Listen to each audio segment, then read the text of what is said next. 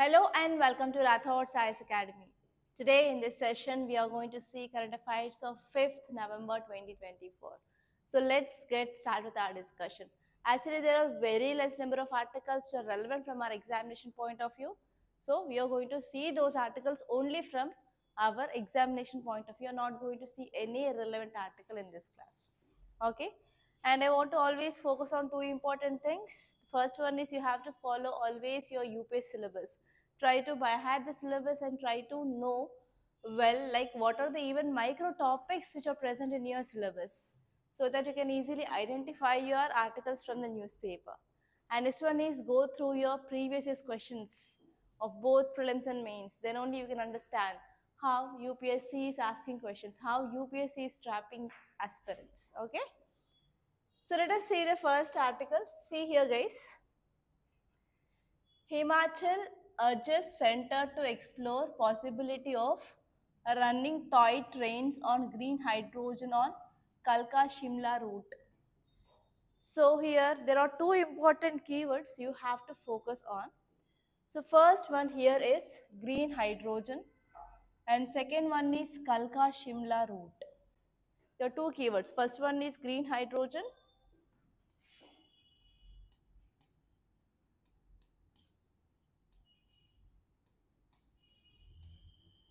Second one is Kalka-Shimla route.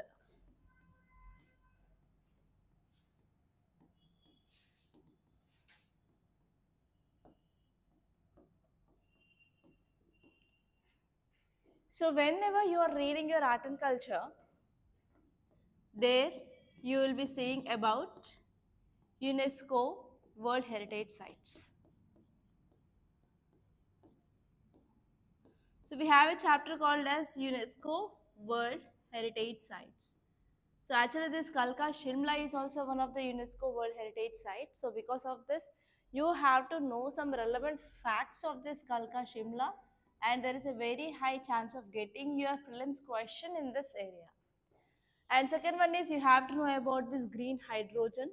So actually why this is in use, because so whatever the toy trains, so toy trains are nothing but the trains which are of like less length, and they will be having very narrow, and they will be moving in this very narrow lanes, and they will be normally running by using electricity or batteries, etc.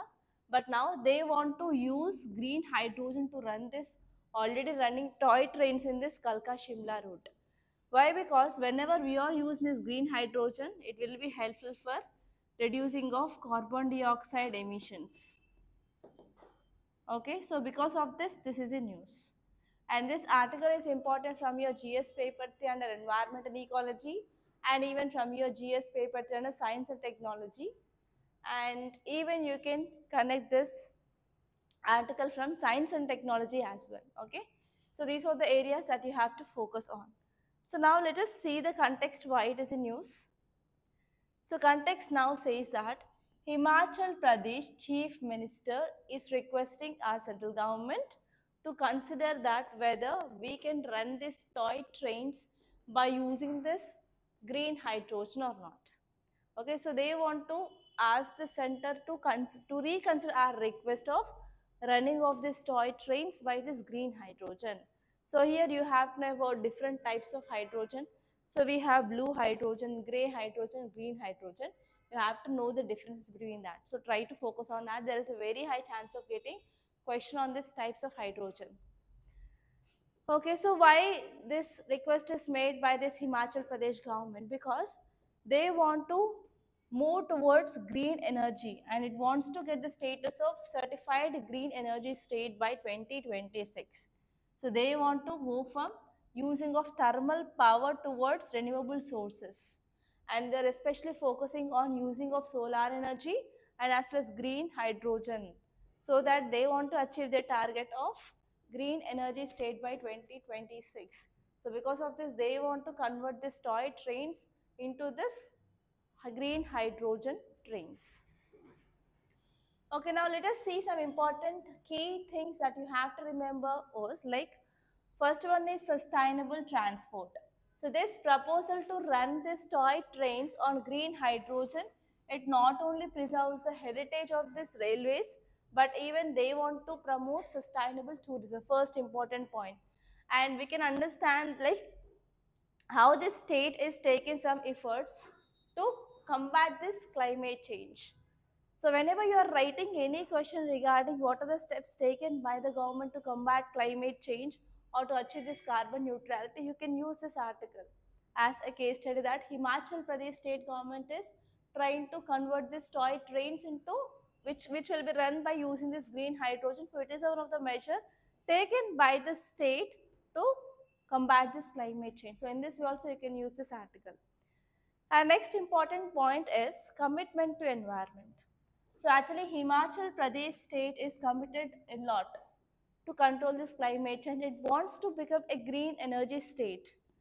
Okay, so because of this, if every state is having like this commitments, then obviously we can achieve our goal of carbon neutrality.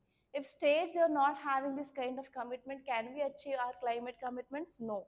So here we can give an example that yes, in the same way like how Himachal Pradesh is committed towards this green goals, all other states in our country need to be follow this. So in this way also we can give example of Himachal Pradesh. And next one here is we can understand that the state is moving towards renewable energy sources, and especially they are focusing on moving towards solar energy and as well as green hydrogen. So actually the important goal of Himachal Pradesh it is to achieve 90% of renewable energy consumption. Okay, so this is one important thing. And next one here is solar energy potential. So they are also focusing on solar energy, and especially not only focusing on moving towards the solar energy, but even they are taking some proactive planning as well, so that they want to boost this renewable energy generation in their state. And next one is green hydrogen development. So the establishment of this green hydrogen facilities indicates that yes, they are moving forward, like thinking approach towards energy transition, and they want to keep Himachal Pradesh at a position of leader in our state in green technologies in India. Okay, so in this way, whenever any state is getting this eco certification like green energy transition state, obviously that will be helpful for increasing of competitiveness, and it can enhance local industries. It can focus on generation of renewable technologies in that states, so that will be helpful for livelihood, and it will be helpful for protection of environment, etc. And let us see about some facts regarding this toy train. Toy train, it is in nothing but a small scale. They often run by electricity or battery powered models, and they will be designed as similar to that of a full-fledged train, but the capacity of carrying will be different, and even the width is very less. So if you see about the famous toy train experiences, especially we have this toy train in Darjeeling Himalayan highways and Kalka Shimla railways, Nilagiri mountain railways. So here there is also a chance of getting question in your prelims like in the following in which railways we have these toy trains. So we have these three in India. So if you see some facts regarding this Kalka Shimla railway line, so this railway was declared as UNESCO World Heritage Site in year 2008 itself. And it is located at an elevation of 2,152 feet above the sea level, and it is located in Himachal Pradesh, and it is having a very narrow gauge where these toy trains will be operated, and these toy trains they passes through 18 stations and around one or two tunnels it will be moving, and it will be moving over 988 bridges. So it is very important. And if you are talking about some facts regarding this UNESCO, so UNESCO stands for United Nations Education, Scientific and Cultural Organization, and this UNESCO it is one of the specialized agency of our United Nations. So when it entered into force in year 1946, as you all know, headquarters in Paris, France. So what is a parent organization? So it is under organization called as United Nations Economic and Social Council. And important aims and objectives of this UNESCO it is to contribute to peace and security. Okay. So those things are enough. And if you see this next article, see this title, guys. India Algeria sign pact to boost defense cooperation. So what is this article is about? India and Algeria relations. So tell me, where is this Algeria located? Have you heard this country name at least? Algeria. Huh? Africa. So in Africa, whether it is present in North Africa or South Africa or West or Central Africa, where exactly the location? Huh? uh, Algeria location. Algeria. North or South or West or Central?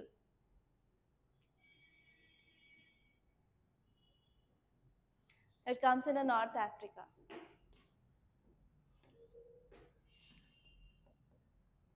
India Algeria relations.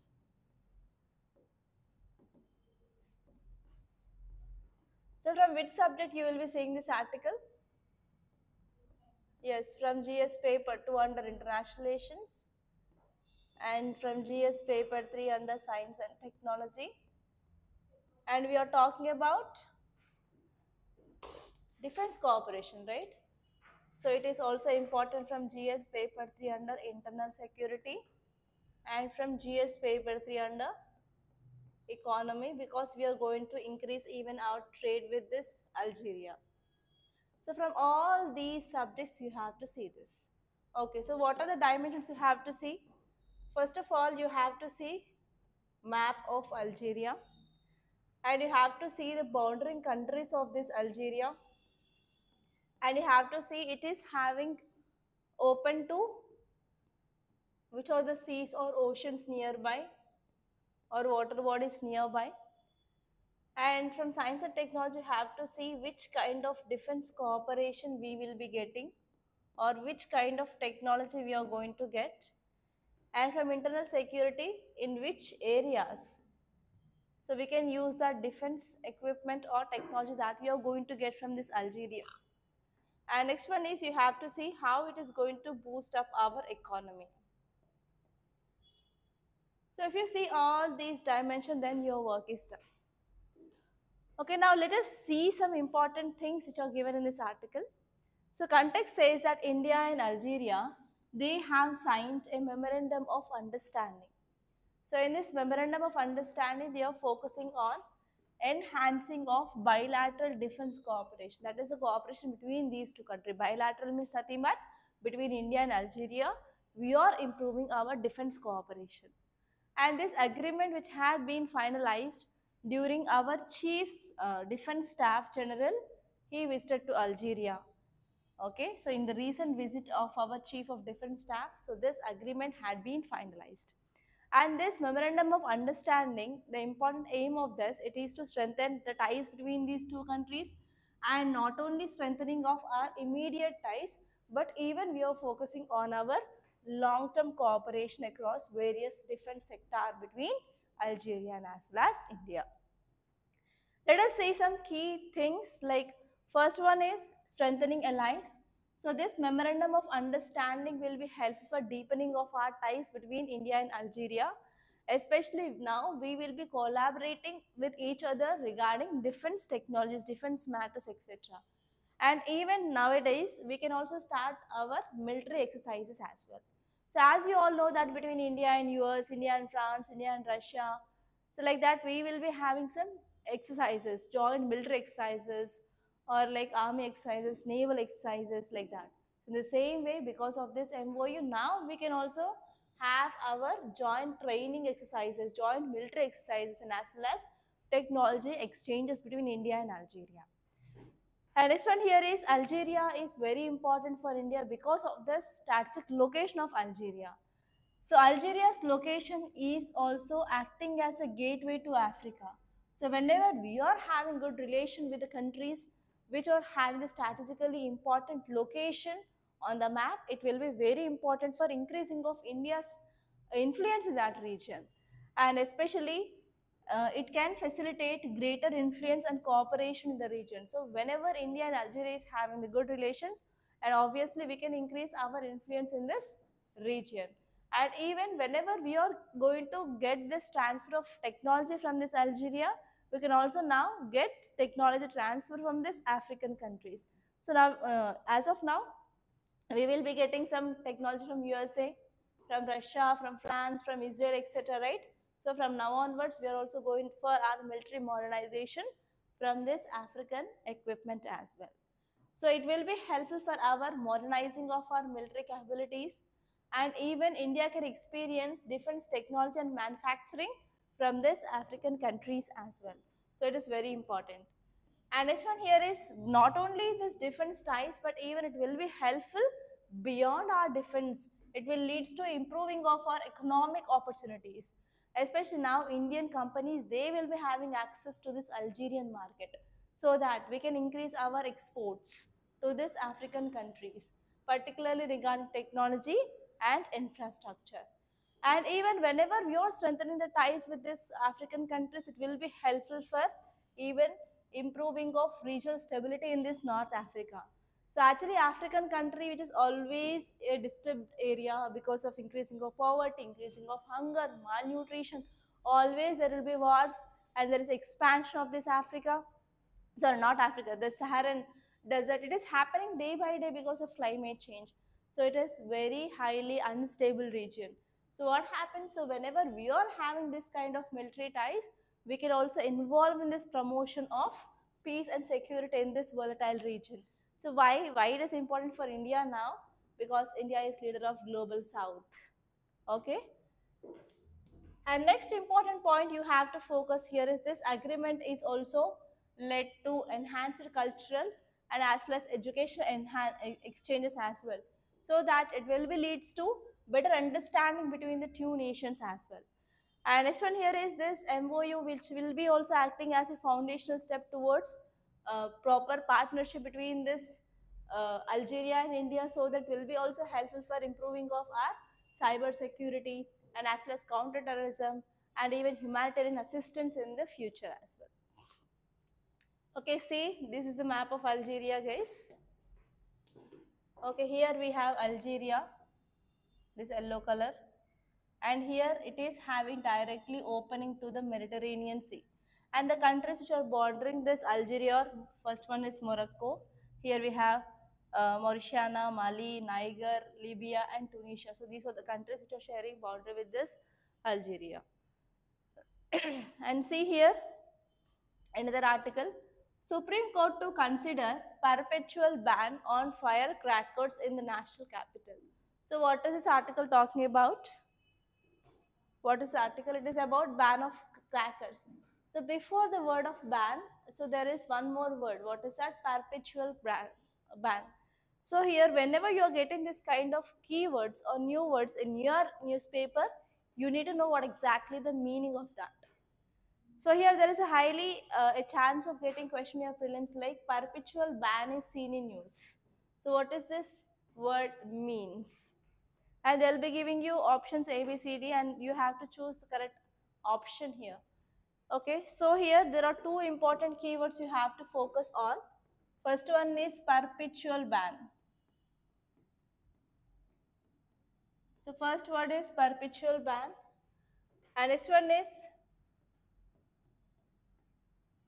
crackers in national capital territory region because of bad air quality index.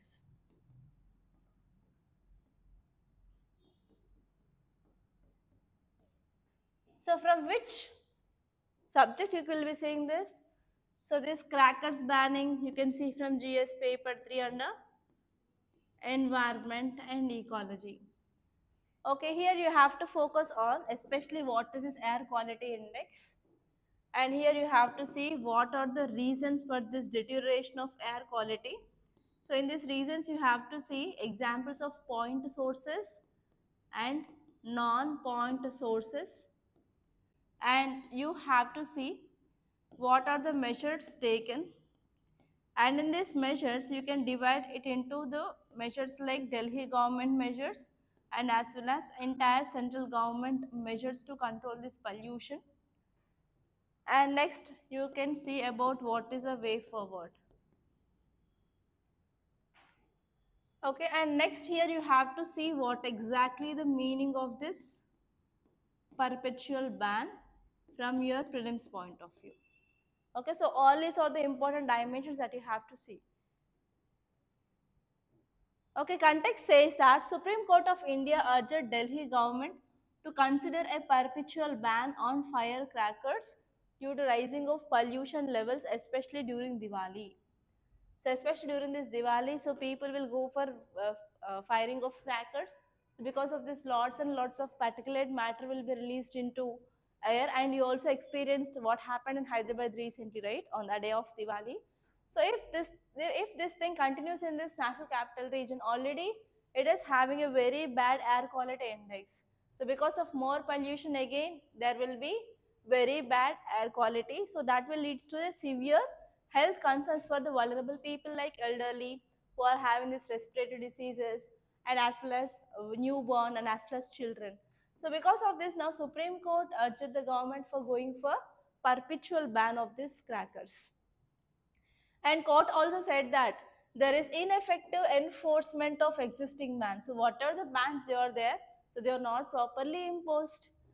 And also, court highlighted concerns regarding amendments to Air Pollution Act that have weakened penalties for violators.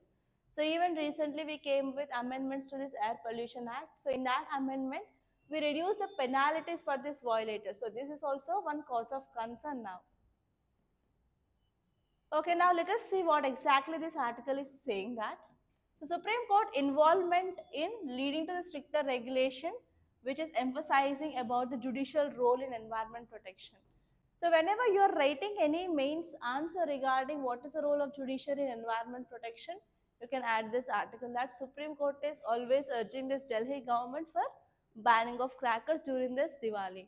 And it is giving some standards to the state governments to be implemented to control environment.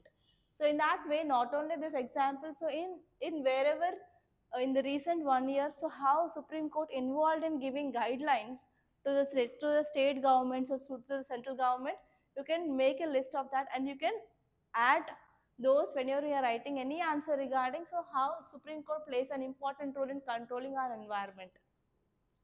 And even this article is saying that there is alarming pollution. So because of this, we need to take some urgent needs or effective measures so that we can maintain the proper public health. Especially it is one cause of concern in our urban areas. So if you compare the rural areas with the urban areas, rural areas are most polluted compared to the urban areas are most polluted compared to that of rural areas. So that is the thing which mainly highlighted here. So here we need to take some urgent steps so that we can control the health of the people. And next important point is implementation challenges. So historically, whatever the advices we came up, whatever the bans we came up, so they are not properly enforced or they are not properly implemented. So because of this, it is a failure of local enforcement agency. So this is the one thing which mainly said.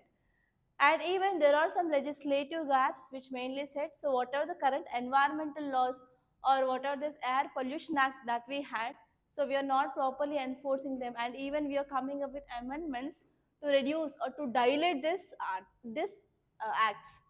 As one here is there is a need of increasing of public awareness regarding this environmental impact of firecrackers. So we have to persuade the people not to fire these crackers, or we can persuade them to move towards green crackers. Okay, so this is the thing. And what is the meaning of this perpetual ban? So please make a note of this. It refers to an indefinite, often permanent restriction or prohibition imposed by any authority on a specific activity or any individual or a group or object. So actually we can't say the ban is till this time. So there will be no temporary ban. It is like indefinite period. Sometimes it will be permanent banning. Okay. So this is the thing which mainly you have to remember. Okay, it may be restriction or prohibition that is permanent or for an indefinite period, that is called as perpetual ban. So this type of ban is intended to last indefinitely without setting a date, and it is generally imposed due to serious violations because of security concerns or because of some harmful impacts associated with the banned item or activity. So this is very important. Okay, please make a note of this fast.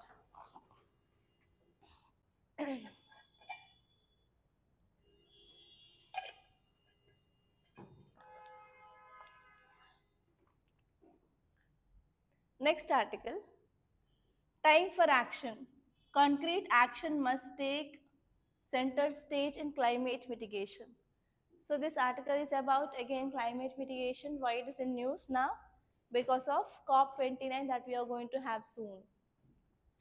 Okay, you have to see about this COP29. So can you tell me like what are the important things that we are going to have discussions in this COP29? Okay, so not carbon emissions, it's methane emissions. Next. Mm. Uh, Renewable energy, okay, transition towards renewable energy. And even we are going to talk about climate finance, transfer of technology from developed countries to developing countries. So now let us see this article in detail. So as annual climate conference approaches in Baku, so we need to take proper steps to curb our global warming and as well as we have to meet our climate targets. So what is this global warming? Whenever we are releasing more greenhouse gas emissions, it will cause this increasing of temperature. That condition is called as global warming. So how this global warming is dangerous to our planet Earth? So what happens if global warming happens? Can we maintain proper heat budget? No. Okay, so what is the meaning of this heat budget that you might have read in your geography? Heat budget. So amount of heat absorbed is equal to amount of heat released, right? Okay, that is called as heat budget. Like if 100% energy that we are getting from insolation, that will be reflected 100% back to the space. That is called as heat budget. So because of this global warming, what happens? So will be not maintained in the heat budget. If you are not maintained in the heat budget, Earth planet will become very hot. So because of this, what happened? We will be experiencing this unwanted extreme climate or weather events. For example, heat waves. For example, wildfires, etc. Okay, so whatever the current commitments, they are focusing on minimal reduction in greenhouse emissions by 2030. So here we have to focus on especially climate finance to the developing countries from the developed countries, and we have to focus on especially carbon markets, and especially we need to avoid exacerbating the climate crisis. So these are the three important key agendas of this COP29. So first one is climate finance from developed countries to developing countries. Second one is we are focusing on carbon markets. And third one here is we have to avoid climate crisis. And we have to focus on decreasing of global warming. So these are the important agenda of this COP29. So especially this article is saying that we need to take urgent steps to control this climate crisis. We need to take some immediate action. Okay, so what is this Paris climate deal targets? To decrease global temperature of 1.5 degrees to 2 degrees when we are compared with 1990s, that is pre-industrial level. Okay, so we have to take some urgent steps to control this climate, especially we have to reduce this global warming by 1.5 degrees. So how can we reduce this global warming? How, what steps can be taken, guys? Global Earth Hour. So we will be switching off the lights and only we will be keeping candles for only 1 hour. So that too once in a year, just for 1 hour. Is it enough? Increasing hours. Okay. So what about our economy then?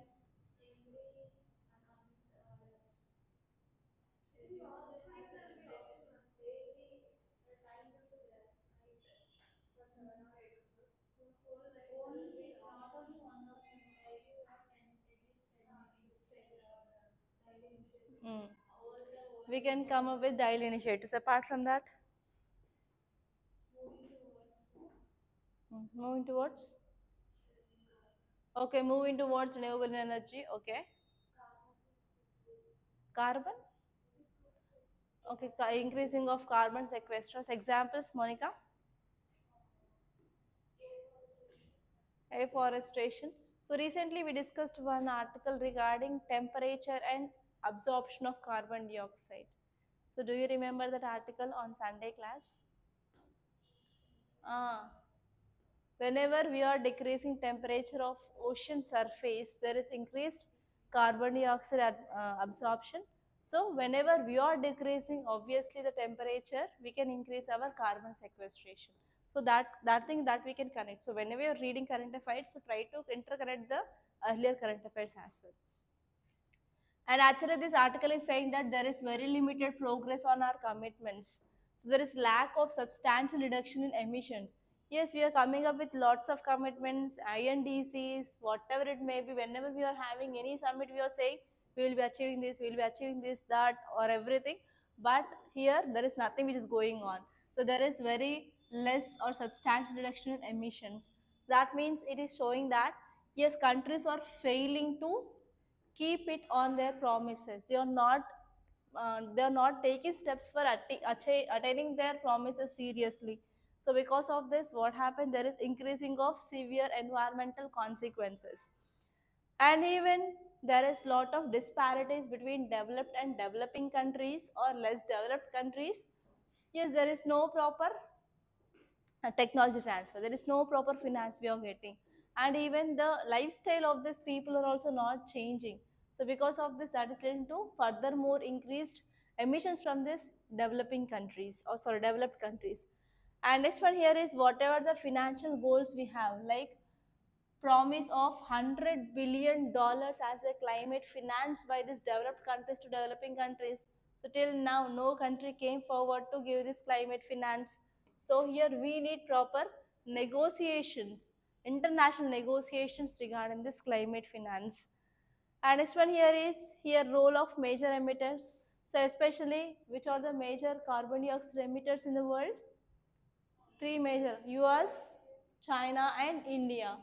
So the expectation is that like large economies like China and India, they have to contribute to the emissions reduction as well. So here we have to take effective steps to control these carbon dioxide emissions. And next important point here is carbon markets. So there is a lot of complexity in establishing effective carbon markets. It is also raising lot of questions about accountability, fairness, etc. towards sustainable environment practices. So this article is saying that yes, we need some concrete actions so that we can come up with a meaningful climate solutions so that we can prevent further environmental degradation. Okay, so this is about this topic. And say this article, we need to address India's workplace culture. Workplace culture. So what is this workplace culture is about? So how many of you worked in some private institutes? So what are the problems? Problems if if you're working in any private institutions, there will be obviously work stress, right? So recently, what happened? A young chartered accountant, he passed away in July month, and the reason behind his death is work stress. Work stress. So actually, this article is saying that yes, we got independence in 1947, but even though the people who are working in this private sector or IT sector, they're working as slaves. There is no independence for them. So this article is saying that yes, we have to address this problem of workplace culture in India. So this article is important from economy point of view, and even from GS paper to under society point of view, and also from GS paper to science and technology point of view. So do you know even a robot had been committed suicide because of work pressure? So even you can understand the position of robot. Robot, it is not having a life. It is just a machine which committed suicide because of work stress. So what if in the case of humans, they have their own emotions, they have life, they have their private life, they have their personal life, everything, right? So how can the people they bear with this much stress when you compare with this of robots? So here this article is saying that yes, we have to bring some changes in our workplace culture. So actually work culture is also one of your topic that you have to refer from your ethics point of view. So today we are going to see that topic. So again we are going to interconnect these two topics there. Okay, let us see the context why it is in news. So a tragic death happened because of work stress in India's corporate sector. So India's corporate sector, they're having the problems like very long hours, and there is stress. They are the common things which are having in our Indian workspace. So especially after some investigations or reforms, etc. So we said that these corporate sector, they are focusing just on profit rather than employer well-being, etc. So because of this, many a times there will be like culture of exploitation of these workers. There will be no respect, there will be no fair treatment, etc. But if you are comparing with Western countries like Europe, so they will be having the fair treatment. There will be taking the well-being of these workers into consideration. And here, in the same way, how these Western countries are providing the work culture, we can bring the such kind of reforms in our country. So this is about the gist of this article. So let us see some important points which are focused here. So actually, there is cultural misalignment now we are having. So especially culture in India fails to do uh, vast economic and social differences. So because of these failure of culture, work culture or corporate culture in India, that is leading to unrealistic expectations on employees. So because of this, what happen always, it will leads to increasing of stress and as well as dissatisfaction in employees. And next one here is always this corporate sector, they are focusing on profit over satisfaction of employees. So because of this, there will be always excessive workloads on the people, and even it will ultimately harm the productivity of the employees and employee morale. Finally, it will be creating cycle of burnout in the employees. And next one here is there is also toxic leadership. So there is unprofessional, sometimes even abusive behavior of management. So it is not the condition if we see in our European countries. So always we will be having a toxic work environment, and there is no substantial consequences for such behavior in India. And next one here is this article is saying that we need accountability. So especially if you're not having proper legal proceedings for Indian employers, that means what happened? The poor treatment without any recourse. So even when we discussed about our citizen charters in yesterday's class, I said that if the work is not done according to the citizen charter, there should be a recourse. So here, the same thing that we have to come up with the recourse of the things. Okay, so that here we can ensure the labor protection or the employee protection in our corporate sector in our country. And next one here is we need to come up with a genuine change. Okay, we have to introduce some new policies or code of conduct, and we have to focus on the real time commitment to change so that we can resolve these issues of workplace. And finally, we have to prioritize employee well-being and culture genuinely over the profits of the corporate sector. So today we are going to discuss about this work culture. So there we will be discussing about what is positive work culture, what is negative work culture. So how this work culture of Western countries are different from Indian countries. So the same thing which is given in this article, the same thing we are going to discuss there with examples. Okay. So this is about this topic. And see here, Ukraine battles against drug-resistant superbugs amid conflict. So actually, it is fighting against war against Russia. It is a very important thing. And another problem here Ukraine is facing is drug-resistant superbugs. So whenever they are fighting in the war, if unfortunately if they are getting like any injuries like that, they have to take antibiotics. But actually, what happened? They are having drug-resistant superbugs. It is the second important major problem which is faced in Ukraine. So here you have to know about what is antimicrobial resistance, and you have to see what are superbugs. Superbugs are nothing but the bacteria or any microorganism which is resistant to more than two antibiotics is called as superbugs. Okay, so superbugs, if you're having this antimicrobial or like drug resistant superbugs, so we have to go for using of new class of antibiotics to control that infection.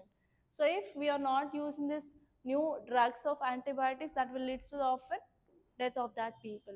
So on one side they are having the danger from war, and another side they are having another danger from this superbugs. Okay, so here just see the facts of this superbugs and what are the measures can be taken to control this antimicrobial resistance. Okay, so these are the important topics that appeared in our today's Hindu newspaper. By this I'm concluding.